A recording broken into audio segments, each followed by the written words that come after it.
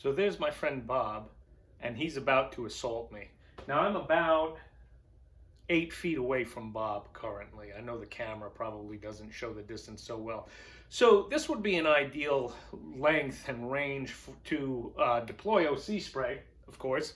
But what you want to consider is, if you're going to use OC spray, can you move to evade the threat, and what is the threat doing?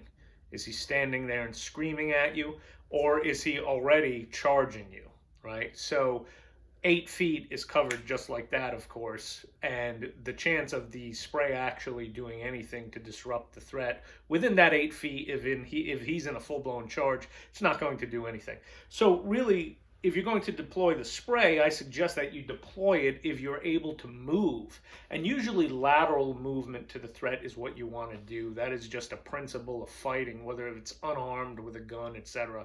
So lateral movement. Now, again, a lot of this kind of violence where spray is most helpful in transient locations where people are moving around, where you're walking through a parking lot, whatever the case may be.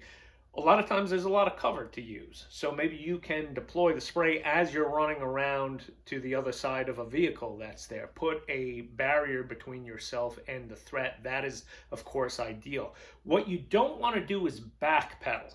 So if I were to spray him and then start backing up, people end up on their ass when they backpedal. And you don't want a guy who now has a face full of OC coming down on top of you.